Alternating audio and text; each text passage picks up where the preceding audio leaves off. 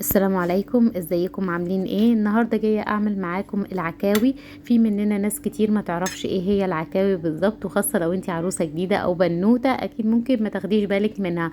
انا من الناس اللي ما كنتش بصراحه عارفه ايه العكاوي، ولما حد قال لي هجيب لك ديل العجل قلت يا انا هاكل ديل عجل ليه؟ ايه يعني عليا عشان اسيب العجل كله وامسك في ديله واكله؟ بس بجد في حد كده، واحده من اصحابي جابتهولي في طاجن الباميه ودقته وكلته، قالت لي ايه رايك فيه؟ قلت لها خطير. دي لحمه ايه دي؟ من فين قطعها؟ قالت لي ده الديلي وام اللي انتي بتقولي لا مستحيل اكله. فالنهارده جايه اعمله معاكم. انا اتعلمت طريقته لانها عجبتني بجد. انتي بتجيبيه بالجزار، بصي بالمنظر ده بيكون هو متقطع لحلقات كده. لحمته اي لحمه جنب العظم بتكون طعمها جميل على فكره. في العجل، في الفراخ، في اي حاجه، اي حاجه جنب العظم بتبقى طعمها جميل. انا اجيب كده بصلتين يكون حجمهم كبير، بنقطعهم او بتبشريهم زي ما انت عايزه، بس انا عن نفسي بحبها متقطعه علشان تدي كراميل اكتر وتدي طعم اجمل منها بكتير. عايزه اقول لكم برضو بتكون اللحمه عارفه طريه، لو انت عندك حد كبير في السن كده بتكون لحمها طري خالص ومستويه قوي قوي قوي. النهارده انا هعملها مع طاجن باميه. باميه طلعت دلوقتي وطعمها جميل ولسه طبعا جديده فبتبقى خطيره. هنقطع زي ما انتم شايفين كده البصل حلقات، ممكن تقطعيه جوانح، تقطعيه زي ما بقولك في المفرمه براحتك زي ما انت عايزه تقطعيه. هنستخدم كمان شويه توابل مش كتير. في ناس بتحب تحس انها زفره، لو انت حاسه انها زفره ممكن تديها سلقه شويه وتكبيها وتغيريها. بس انا بقولك والله ما بتبقى زفره ولا حاجه، بدل شوحتيها في شويه البصل اللي انا بقولك عليهم بالطريقه دي بتكون جميله جدا جدا. بعد كده بنجيب كده حله او صينيه زي ما انت عايزه، نحط فيها شويه زيت ونسيبهم يسخنوا كويس خالص، وبعد كده ننزل عليهم صدمه بالايه، بالعكاوي على طول. بصوا لازم تدي الصدمه دي على طول عشان ما تنزلش الميه بتاعتها او تنزل، لا الميه بتاعتها دي بتزفر بقى. لو انت لحقتيها وما نزلتش الميه بتاعتها مش هتزفر معاكي. تمام كده نبتدي ننزلها كده، نديها صدمه كويسه جدا، تلزق مش مشكله، وتقلبي فيها. انتي بتقلبي فيها تبتدي بقى تنزلي البهارات بتاعتها. انا حطيت لها 2 حبهان وقعوا كده من تحت، بس ما خدت يعني نسيت يعني اول ما عملتهم نزلوا كده من تحت. وبعد كده تبهريها باللي انت عايزاه. تمام. كده خلاص مش هيطلع ليها زفرة نهائي، وهتبقى طعمها جميل ومفيش اي من ريحة ليها. بس هي بتلزق، يعني هي بتبقى لازقه كده، بتقعد تلزق معاكي في الحله. مش عارفه عشان نوع الحله بتاعتي، بس انا بتاعتي جرانيت يعني المفروض انها ما تلزقش.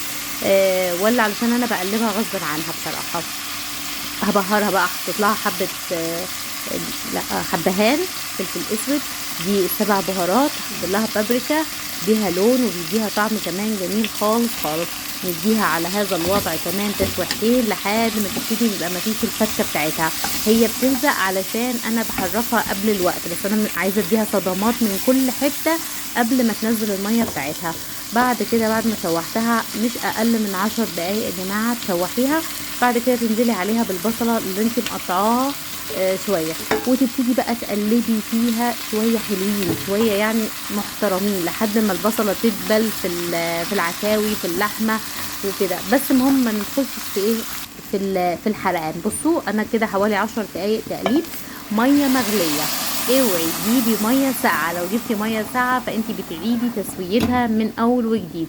شايفين الريمه اللي طلعت البسيطه دي؟ نبتدي ايه نشيلها شويه كده، وبعد كده انا هديهم تقلبتين وهشيل الريمه بعد كده بس، ونسيبها على النار لحد ما وليه تدخل في السوا وليه خالص خالص تستوي. بصوا استوت وشربت ميتها خالص. ما تزوديش المية ليها علشان تقدر توصل للقوام ده، ما يبقاش فيها مية لان انا مش محتاجة فيها مية. بصي لونها ده كده من غير ما احط لها طماطم، من غير ما احط لها اي حاجة. هحط لها كده معلقة من الثوم المفروم.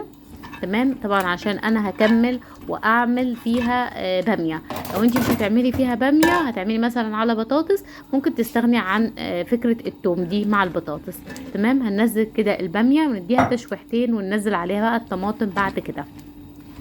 برضو لما تنزلي الطماطم مش يعني ما تحطيش طماطم كتير، هي طماطمتين او 3 بالكتير خالص، نديهم تقلبتين لحد ما يشربوا من بعض، وننزل عليهم الطماطم بتاعتها تمام لحد كده، ونسيبها ونغطي عليها عشان البامية تستوي تمام. في الوقت ده ممكن تنقليها في طاجن وتكمل سواها في الفرن، لو مش عايزة خلاص تسويها في الحلة وتنقلي بس سواها في باقيها في الطاجن. انا هسيبها تستوي خالص في الحلة، وبعد كده هنقولها على الطاجن البايركس، هنقولها فيها وتقعد فيها وبس، تدخل تاخد الوش بس في الفرن. بس هي تعتبر مستوية على الاخر. بصوا خطيرة خطيرة، عايزة اقول لكم جميلة، تعمليها مع شوية رز بالشعرية حاجة كده تحفة، سهلة جدا جدا وجميلة ولذيذة بصراحة، وطعمها جميل جدا. جربوها وان شاء الله هتعجبكم. انا هديها وش كده في الفرن وهتطلع تاكلوها بالهنا والشفا. لو عجبتكم وصفة النهاردة ما تنسوش تدعموني باللايك والاشتراك في القناة لو انتي اول مرة تشوفيني، وان شاء الله اشوفكم في فيديو جديد ووصفة جديدة على خير. اشوفكم على خير، مع السلامة. وزي ما قلت لكم تعملوا معاها شوية الرز بالشعرية دي حاجة وهم، طبعا كلكم شاطرين وامامير وبتعرفوا تعملوا الرز بالشعرية. في رعاية الله، مع السلامة.